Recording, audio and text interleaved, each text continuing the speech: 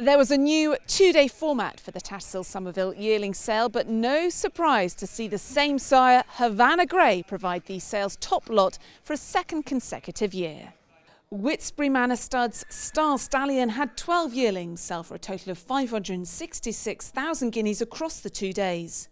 The highest price was this eye-catching daughter, consigned by the stud, who went to agent Alex Elliott for 140,000 guineas.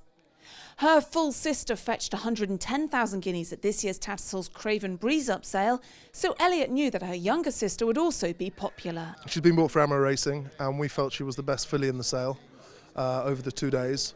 Spoke to Ed Harper beforehand, and he said he brought her here to stand out. He could easily have gone to book 2, which might have actually done us some more good because she's a late foal. She's April 23rd. I think she's a big improver, but her quality just shone through from the first moment that we saw her. She was kind of the one that we wanted to hone in on, and we've got a few, but she was definitely I think she was one of the standouts in the sale. The agent was kept busy over the 2-day sale, buying 8 lots at an average of just over 70,000 guineas. Along with Billy Jackson Stops, he was responsible for buying this Cotai Glory colt from Houghton Bloodstock for 100,000 guineas.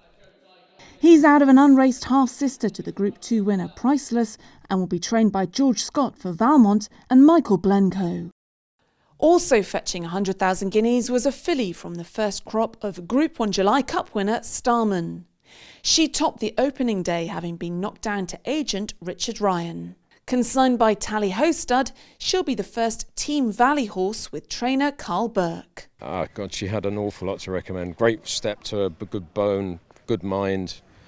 Would make probably everybody's shortlist, I would have thought. You know, she's a half-sister of Palace House winner.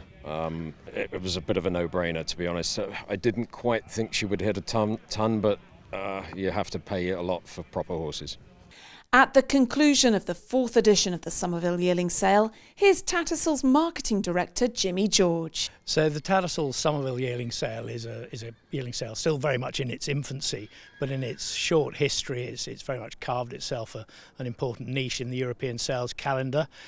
This was the first year we've expanded it to 2 days, so we had a significantly larger catalogue, up from around 320 last year to 465 this year.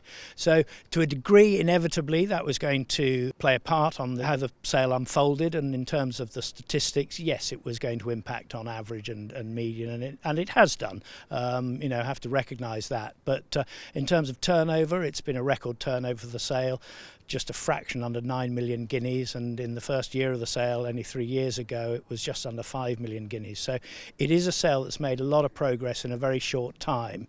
Having said that, the extra numbers have impacted particularly on the clearance rate, and that has been short of where we would like it to have been. But there have been some highlights to the sale. Obviously, there have been more horses making 50,000 guineas or more than ever before at the Somerville Yearling sale, which is a good indication of solid demand at that level of the market. And we've seen a good varied amount of buyers from throughout Britain and Ireland and further afield from Europe as well. And there have been a couple of notable highlights, I think, to reflect on, not least the spectacular pinhooking triumph of possibly our youngest ever successful pinhooker in 15-year-old Rory Kilmartin, who pinhooked a yearling from a €7,000 foal purchase to a 70,000 guineas yearling, which was absolutely spectacular, wonderful to see. And I guess Rory will be playing a part at Tattersalls yearling sales for many years to come. But also, again, Havana Grey provided the sale topper at the Somerville yearling sale, 140,000 guineas filly from his spiritual and literal home, Whitsbury Manor. So great to see him continuing to be so successful, and a great triumph for Whitsbury Manor stud again. So we move swiftly on to the September sale next week, 1 day of horses in training, which is a popular fixture, and we're looking forward to that. But probably more significantly, we move fairly swiftly on to a fairly solid month of selling in the month of October, starting with book 1 of the October yearling sale, which starts on the 8th of October, finishes on the 10th, and then quickly into books 2, 3 and 4. So, there's an awful lot to come at Tattersalls in the coming months.